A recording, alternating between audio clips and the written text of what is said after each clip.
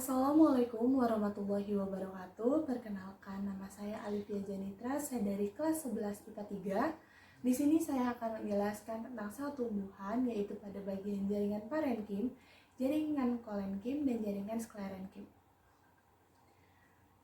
Yang pertama, kita masuk ke bagian jaringan parenkim. Jaringan parenkim terletak hampir di semua bagian tumbuhan, dan sel penyusunnya renggang. Terdapat ruang antar sel yang berguna untuk pertukaran gas.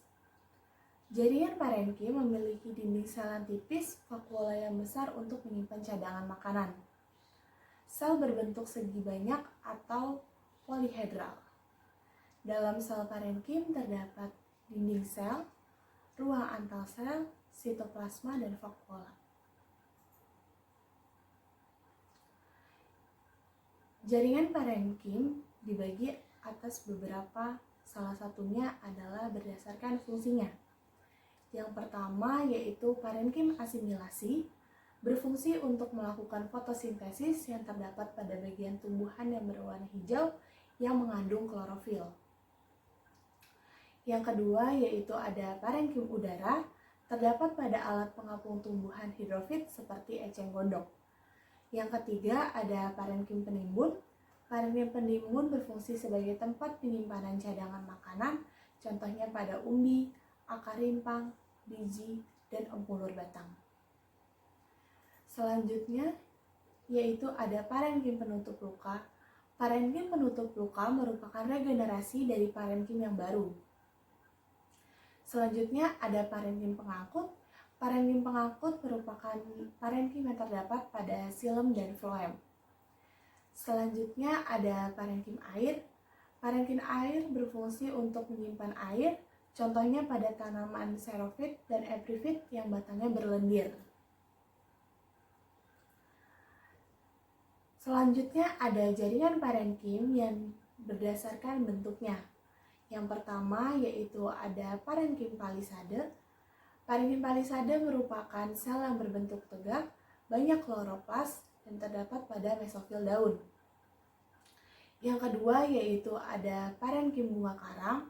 Parenkim bunga karang bentuknya tidak teratur, banyak ruang antar sel, dan terdapat pada mesofil daun. Selanjutnya yang ketiga yaitu ada parenkim batang. Parenkim batang bentuk selnya seperti bintang, contohnya pada tangkai bunga konak. Yang terakhir yaitu ada parenkim lipatan. Parenkim lipatan merupakan dinding sel melipat ke dalam berkloroplas, contohnya pada mesofil daun, pinus, dan padi. Selanjutnya kita masuk kepada jaringan penguat atau mekanik. Jaringan penguat atau jaringan mekanik merupakan jaringan yang menunjang bentuk tumbuhan, selnya kuat dan tebal, serta telah mengalami spesialisasi.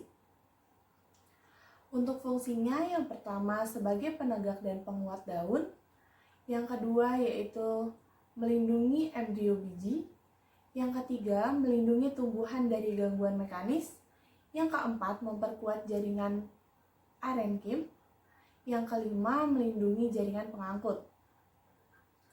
Jenis-jenis sel penguat yaitu ada dua yang akan kita bahas. Yang pertama jaringan kolenkim dan jaringan sklerenkim. Masuk kepada jaringan kolenkim. Jaringan kolenkim merupakan organ penguat pada organ tumbuhan yang masih aktif membelah. Terdapat pada akar, batang, daun, bunga, buah yang terkena cahaya matahari. Jaringan kolenkim tersusun atas sel yang hidup. Dinding sel tidak ada lignin, tetapi mengandung selulosa, aktin, dan hemselulosa. Jaringan kolenkim penguat utama organ tumbuhan yang masih muda. Jaringan kolenkim terdiri atas beberapa bentuk. Yang pertama ada kolenkim angular, yaitu penebalan di bagian sudut daun seperti seledri.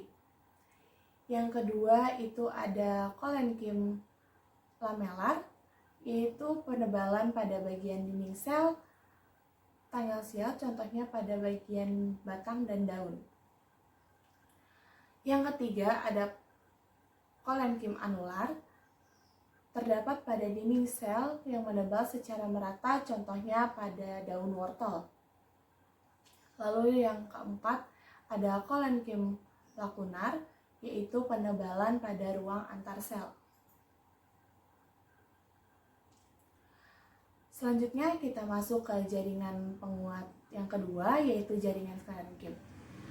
Jaringan sklerenkim merupakan jaringan penguat pada organ tumbuhan yang telah berhenti membelah dan tidak mengalami pertumbuhan. Jaringan sklerenkim terjadi penebalan merata di seluruh dinding sel yang merupakan sel mati. Dinding sel sekunder tebal dan disusun oleh lignin. Jaringan berupa serabut sklerenkim, yaitu merupakan sel yang berbentuk serat, contohnya pada tanaman agave. Lalu yang kedua ada sel batu. Sel batu merupakan sel yang telah mati dan dewasa, tapi protoplasmanya tetap aktif. Sekian penjelasan dari saya, kurang lebihnya mohon maaf.